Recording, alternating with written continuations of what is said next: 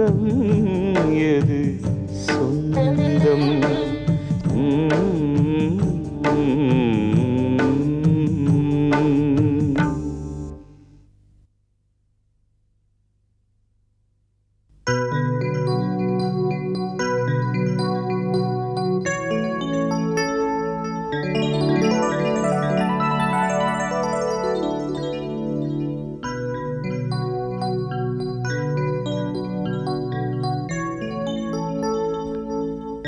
அம்மா, மா, என்ன பகல்லே ஜன்னல்ல அடிச்சிட்டு படுத்திருக்கீங்க? உடம்புகிடம் சரியில்லையா? அதெல்லாம் ஒன்றும் இல்லை, உட்கார. ரொம்ப டல்லா இருக்கீங்களே, தலைவலிக்குதா? நான் வேணா காஃபி போட்டு கொடுக்கட்டா? அதிகப்படியா உரிமை எடுத்துக்கிறதா நினைக்க மாட்டீங்களே? சேச்சே, பழகின கொஞ்ச நாள்லயே உன்னை எனக்கு ரொம்ப பிடிச்சி போச்சு. இப்போ நீ இப்படி கேட்கறதான் எனக்கு தப்பா தெரியுது. நம்ம வீட்டில் இருந்தாலே சுஜிதா, அவளுக்கு என்னாச்சு? அவ என்னை விட்டு பிரிஞ்சு போயிட்டா. பிரிஞ்சிட்டானா? சுஜிதாவோட அப்பாவுக்கு மேனேஜராக ப்ரமோஷன் ஆகி நாக்பூர் போயிட்டாங்க. 2 நாள் முன்னாடி தான் ஃபேமிலியோட எல்லாரும் கிளம்பி போனாங்க. குழந்தையோட இருந்து பழகிட்டு அவ இல்லாமல் எனக்கு இப்போ வாழ்க்கையை விரிச்சோடி போன மாதிரி ஆயிடுச்சு. அவளை பார்க்காம என்னால் இருக்கவே முடியல. உங்க வருத்தம் எனக்கு புரியுது. நம்ம யார் மேலேயாவது அதிகப்படியான பாசம் வச்சு அவங்க நம்மளை விட்டு பிரிஞ்சிட்டாங்கன்னா அதோடைய கொடுமையான விஷயம் வேற எதுவும் இருக்க முடியாது. ஆனா என்ன பண்றது, மனசை தேத்திக்கோங்க. அடுத்து உங்க குழந்தை மேல இவ்வளவு பாசம் வச்சிருக்கிறவங்களுக்கு கடவுள் கூடிய சீக்கிரத்திலேயே உங்களுக்குன்னு ஒரு குழந்தைய கொடுப்பான். தைரியமா இருங்க. என்னால் அவளை மறக்க முடியலம்மா. ஏன்னா நானும் ஒரு குழந்தைய பெற்றவும். ஆனா இனிமே பிறக்காது. என்னோட சொந்த ஊர் ஆந்திராவில் துர்காப்பூர்னு ஒரு கிராமம். போலீஸ் ஊருக்குள்ளவே நுழைய பயப்படும்னா அது எங்கள் ஊர் தான். இதில் ஜாதி பிரச்சனை வேற. மனுஷங்க உருவத்தில் மிருகங்கள் இருக்கிற நரகம். அதுலேயும் ஒரு நல்லவர் இருந்தார்னா அது என் கணவர் தான். ஆனால் அவர் வேற ஜாதி, நான் வேற ஜாதி. எங்கள் 2 பேருக்குள்ளேயும் ஒரு ஈர்ப்பு ஏற்பட்டது. ஆனால் அதை காதல்னு சொல்லி கொச்சப்படுத்த விரும்பலை. 2 பேரும் கல்யாணம் பண்ணிக்கலான்னு முடிவு செஞ்சோம். ஆனால் எங்கள் ஊரில் இருந்தால் அது நடக்காதுன்னு சொல்லி பெங்களூரில் போய் செட்டில் ஆனோம். 2 வருஷத்தில் எங்களுக்கு ஒரு பொன் குழந்தை பிறந்தா. எங்களோட விலாசம் தெரிஞ்சு எங்கள் ஊர்க்காரங்க எங்கள் மேலே பொய்யான பாசத்தை காட்டி எங்களை திரும்பி வர சொல்லி சொன்னாங்க. நாங்களும் அங்கே போனோம்.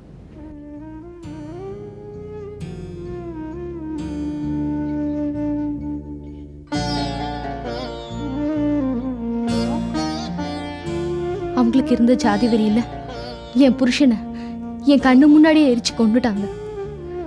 நானும் என் குழந்தையும் தப்பிச்சா போதும்னு அங்கிருந்து ஓடி வந்துட்டோம். என் உயிர் மேல கூட ஆசை இல்லை. என் குழந்தையோட உயிரை காப்பாற்றணும்னு அங்கிருந்து ஓடி வந்தேன். கையில் குழந்தையும் சுமந்துக்கிட்டு ஓடி வந்து அங்கேருந்து ஒரு ட்ரெயினில் ஏறினேன். அது ஒரு ஃபர்ஸ்ட் கிளாஸ் கம்பார்ட்மெண்ட். அதில் ஒரு தமிழ்காரர் இருந்தார். அவர் என் கோலத்தை பார்த்துட்டு இதில் ஏமா ஏறினேன்னு என்னை கேட்டார். அவசரத்தில் ஏறிட்டேங்க, நான் ஒரு ஓரமாக உட்காந்துக்கிறேன்னு சொன்னேன். அடுத்த ஸ்டேஷன் வரும்போது என் குழந்தை அழுதுது. அந்த தமிழ்காரர் குழந்தைக்கு பால் கொடுமான்னு சொன்னார். வயிற்றில் ஈரம் இருந்தால் தானே குழந்தைக்கு பால் சுரக்கும். அதனால் அந்த தமிழ்காரர்கிட்ட குழந்தைய கொடுத்துட்டு நான் பிளாட்ஃபார்மில் இறங்கி பால் வாங்கிட்டு வரலான்னு போனேன். குழப்பத்தில் இருந்தேன்னா தப்பான ட்ரெயினில் ஏறிட்டேன். ஆனால் ஏறினதுக்கு அப்புறம் தான் தெரியும் அது தப்பான ட்ரெயின்னு. எனக்கு என்ன செய்யறதுனே தெரியல. குழந்தைய தொலைச்சிட்டு அழுதேன்.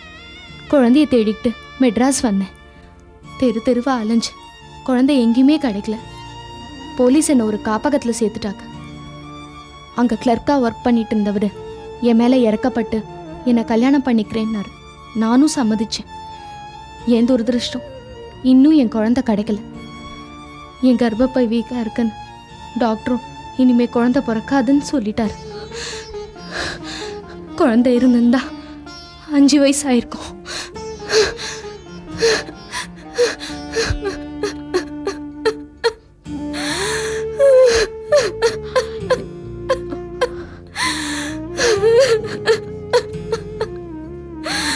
இங்க பாருங்க, அழுதிங்க.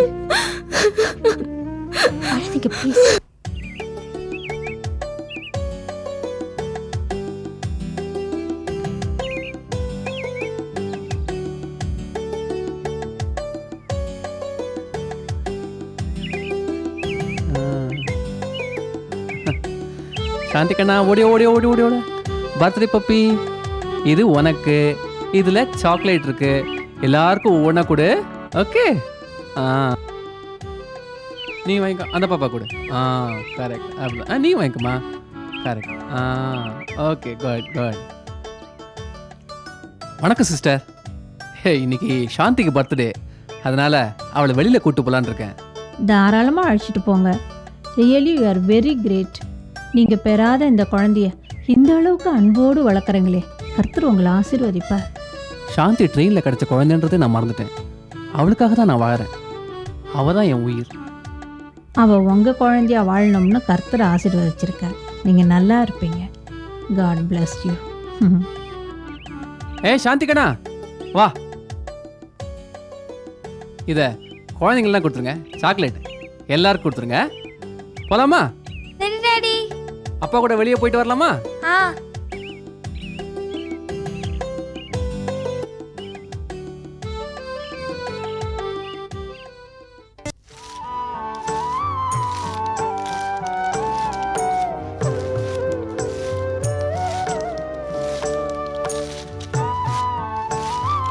அகிலா, காலையில இருந்து அந்த பொண்ணு உம்முனே உட்காந்துட்டு இருக்கா. என்ன ஏது நீ கொஞ்சம் கேட்க கூடாதா? என்ன என்னம்மா கேட்க சொல்றீங்க? பாவம் சின்ன பொண்ணு, இது தெரியாம தப்பு பண்ணிட்டா. நம்ம ஏதாவது கேட்டா எடுத்தெறிஞ்சு பேசுவா. இதனால பிரச்சனை அதிகமாகுமே தவிர குறையாது. கொஞ்சம் விட்டு பிடிப்போமே. சரிம்மா, நானும் ஒரு வாரமா பாக்குறேன். சரியா சாப்பிட மாட்டேங்கிறா, தூங்க மாட்டேங்கிறா. இதனால அவ படிப்பு தானம்மா பாதிக்கும். நீதாம்மா அவளுக்கு எப்படியாவது எடுத்து சொல்லி புரிய வைக்கணும். நீயே கொஞ்சம் யோசனை பண்ணி பாரு. மாமி அவ படிப்பை ஏத்துக்கிறேன்னு சொன்னதும் உங்க அப்பா ஏதாவது மறுப்பு சொன்னாரா? தான் கௌரவத்தை விட்டு கொடுத்து சரின்னு சொல்லல. எதுக்காக? அந்த பிள்ளைக்கு நம்மளாலதான் சொத்து எதுவும் சேர்த்து வைக்க முடியல. கல்விங்கிற சொத்தாவது அவளுக்கு கிடைக்கட்டுமேங்கிறதுனாலதான். இத பாரு, நீதான் அவளை எப்படியாவது சமாதானப்படுத்தி விஷயத்தை சொல்லி புரிய வைக்கணும். என்னம்மா, ஏன் யோசிக்கிற? பேசி பார்க்குறேன்.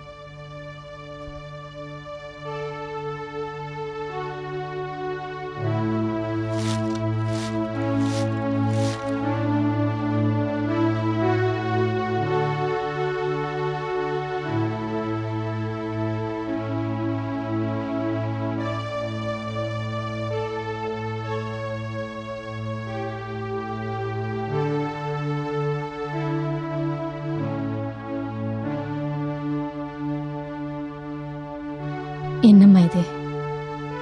சரியா சாப்பிட்றதில்ல, தூங்குறதில்ல. எப்பவும் இப்படி தனியாக உட்காந்து யோசிச்சுக்கிட்டே இருந்தால் உடம்பு என்னத்துக்காகிறது? எழுந்துரு, முதல்ல சாப்பிட்டு ஸ்கூலுக்கு கிளம்பு. எனக்கு ஸ்கூலுக்கு போக இஷ்டம் இல்லை. நான் படிக்க மாட்டேன். என்னை யாரும் டிஸ்டர்ப் பண்ண வேண்டாம். இங்கே பாரு பவானி, நீ நடந்துக்கிறது கொஞ்சம் கூட சரியில்லை. இதெல்லாம் தப்பு. ஆமா, நான் செய்யறதுலாம் தப்பு தான். அந்த ஆளை பத்தி முழுசா தெரிஞ்சுக்காம ஆசைப்படுறது தப்பு தான். தயவு செஞ்சு என்னை யாரும் தொந்தரவு பண்ணாதீங்க. சரி, அப்படி நான் அந்த ஆள்கிட்ட போய் என் தங்கச்சி கல்யாணம் பண்ணிக்கணும்னு கேட்கட்டுமா? நோ, அந்த ஆளை பத்தி பேசாத. நான் ஒரு காதலிச்சது உண்மை. ஆனா இப்போ இல்ல. அந்த மாதிரி ஃப்ராடு கூட இனிமே நான் பேச கூட மாட்டேன். அக்கா, தயவு செஞ்சு என்ன தொந்தரவு பண்ணாத. நான் தனியா இருக்க விரும்புறேன், ப்ளீஸ். என்னதான் பண்ண போறடி நீ?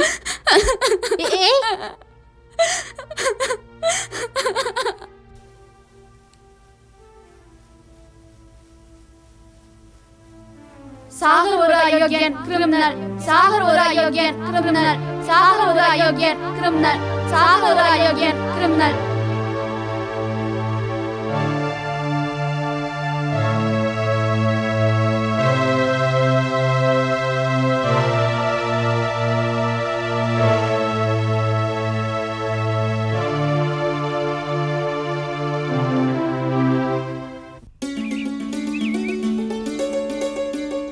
Madam, madam, madam. Excuse me, நான் இங்கே இருக்கேன். நீங்கள் யாரு? நான் sales girl sir. Oh, soap சீப்பு கண்ணாடி. Washing machine, washing powder, cleaning பவுடருக்கு வாங்கிக்கிறீங்களா சார்? அதான் நான் பார்த்தேன். அது தேவையில்லம்மா. விலை ரொம்ப கம்மி சார். ஐயோ, நான் ஃபேமிலி மேன் இல்லைம்மா, பேச்சுலர். Hi daddy. வாமா. என்ன செல்லம், என்ன வேணும்?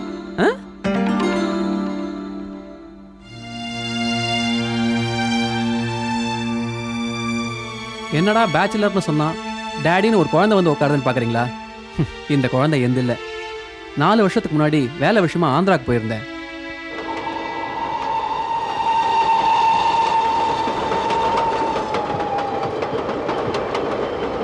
வேலை முடிஞ்சதும் மெட்ராஸ்க்கு வர ட்ரெயினில் ஃபஸ்ட் கிளாஸ் கோச்சில் உட்காந்துட்டு இருந்தேன். ட்ரெயின் மூவ் ஆனதும் ஒரு பொண்ணு குழந்தையோடு ஓடி வந்து ஏறினா. அவசரத்தில் தப்பான கோச்சில் ஏறிட்டீங்கன்னு அந்த பொண்ணுக்கிட்ட சொன்னேன். அடுத்த ஸ்டேஷனில் இறங்கிடுறேன்னு சொன்னான். குழந்தை பசியால் அழுதுகிட்டே இருந்தது. என் மனசுக்கு கஷ்டமாக இருந்தது. பால் கொடுக்க சொன்னதுக்கு வயத்தில் ஈரம் இல்லைன்னு சொன்னவ அடுத்த ஸ்டேஷனில் இறங்கி தண்ணி குடிச்சிட்டு வரேன்னு போனவன் வரவே இல்லை. குழந்தை என் கையில், தாய் எங்கேயோ. என்ன செய்ய, குழந்தைய நானே எடுத்து வந்துட்டேன். அது டிசம்பர் மாதம், ரொம்ப குளிர். என்னை பொறுத்த வரைக்கும் இவளுக்கு டிசம்பர் 12 தான் பர்த்டே. பாண்டி பஜாருக்கு போய் ஒரு ஸ்வெட்டர் வாங்கி கொடுத்தேன். ரொம்ப நேரம் யோசித்தேன். இவளை பிரியறதுக்கு எனக்கு மனசே இல்லை. இருந்தாலும் மனசை தடப்படுத்திக்கிட்டு ஒரு போலீஸ் ஸ்டேஷனில் கொண்டு போய் இவளை ஒப்படைச்சிட்டேன். அப்புறம் எப்படி? அது ஒரு வேதனையான சம்பவம்.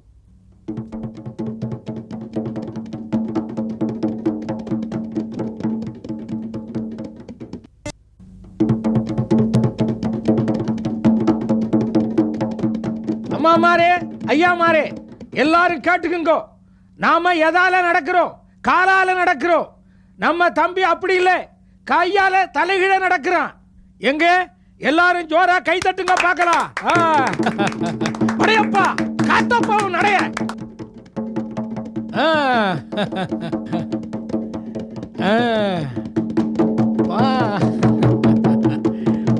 பாருங்க,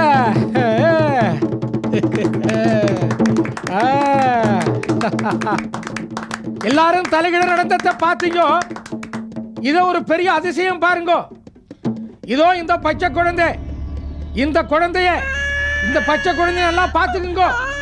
இது மேலே சைக்கிள் ஏத்துனா உள்ள நசுங்கி போயிடுங்க. இப்போ இந்த குழந்தை மேலே மோட்டர் பைக் ஏத்த போறோம். எல்லாரும் ஜோரா கை தட்டுங்க. அந்த துணியை போடு. அழாதே அழாதே அழாதடா. ஆச்சு, அழாத அழாதே, அழக்கூடாதா. எங்க ஜோரா எல்லாரும் கை தட்டுங்க. சீக்கிரம் பலகையை கொண்டு வா. எல்லாம் ஜோரா கை தட்டுங்க. கொண்டு வா கொண்டு வா. வை பலகை, அப்படி வை. சீக்கிரம் கொண்டா மோட்டர் பைக்க. எல்லாம் ஜோரா ஒரு முறை கை தட்டுங்க.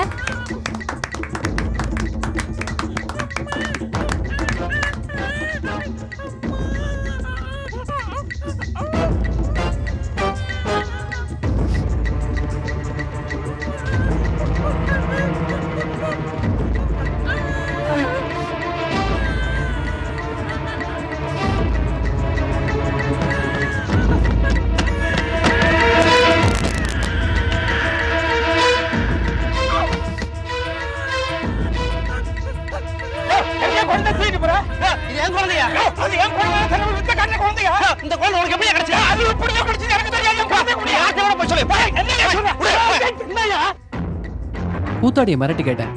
அவன் போலீஸ் ஸ்டேஷனில் வேலை செய்கிற ஒரு ஆயா கிட்ட பணம் கொடுத்து வாங்கிட்டு வந்ததா சொன்னான். பெண் குழந்தை, கிழவி என்ன செய்யும்? பணத்துக்கு ஆசைப்பட்டு வித்துட்டா. அப்புறம் நான் தான் எடுத்துட்டு வந்தேன். இதுதான் சாந்தி எனக்கு மகளான கதை. உங்க நல்ல மனசு யாருக்கும் வராது சார்.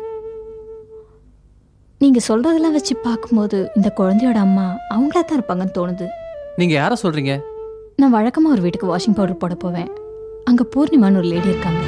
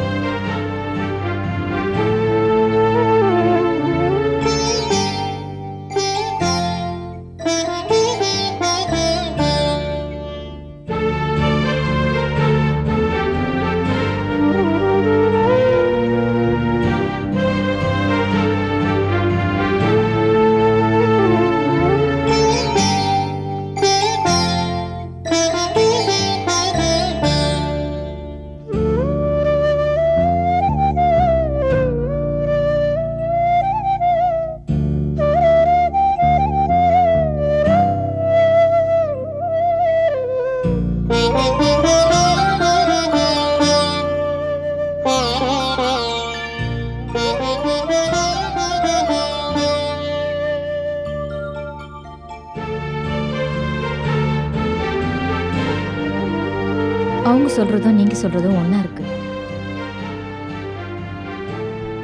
சார், நீங்க அவங்கள நேர்ல சந்திச்சீங்கன்னா எல்லா விவரமும் புரியும்னு நினைக்கிறேன். அப்போ வாங்க இப்பவே போலாம். இல்ல சார், நான் போய் முதல்ல சொல்லிடுறேன். நீங்க வரப்ப அவங்க ஹஸ்பண்ட் இருக்கணும் இல்லையா? நான் ஒன்று பண்றேன், அவங்க அட்ரஸ் எழுதி தரேன். இன்னைக்கு சாயந்தரம் 6 மணிக்கு நீங்க அங்க வந்துருங்க. நானும் அங்கதான் இருப்பேன். ஓகே. ஏதோ என் கதையை எவ்வளோ நேரம் பொறுமையாக கேட்டுறீங்க. ஏதோ ஒரு பவுடர் போடுங்க. என்ன பவுடர் வேணும்? வாஷிங் பவுடரா, கிளீனிங் பவுடரா? ஏதோ ஒன்று கொடுங்க.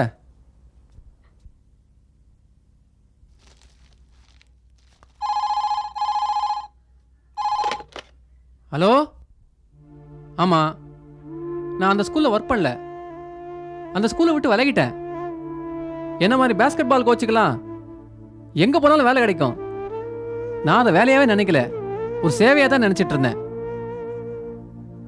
பாவம் பவானி, நல்ல பொண்ணு.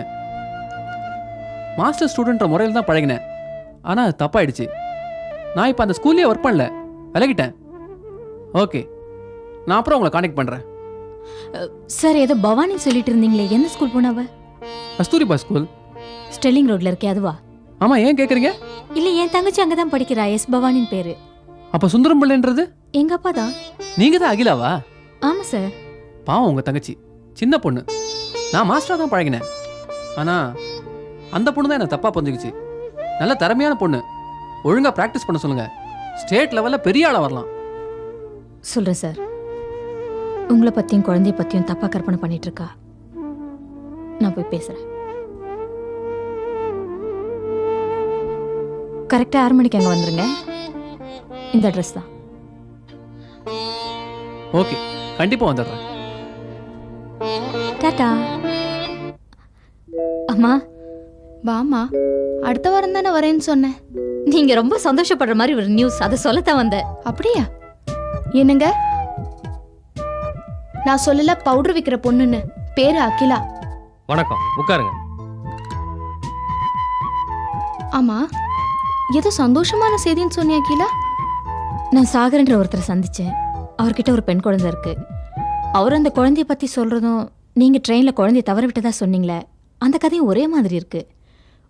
ஒருவேளை அது உங்க குழந்தையா இருக்குமோன்னு தோணுது.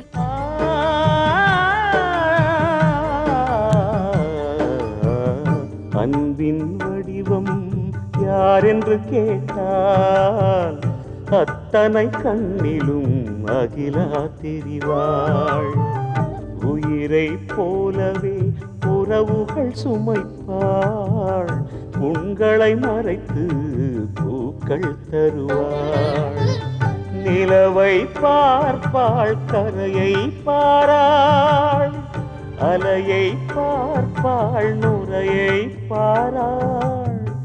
மேனில் கல்லடி தாங்கிக் கொண்டே மீண்டும் மீண்டும் மீண்டும் தாய்ப்பாள்.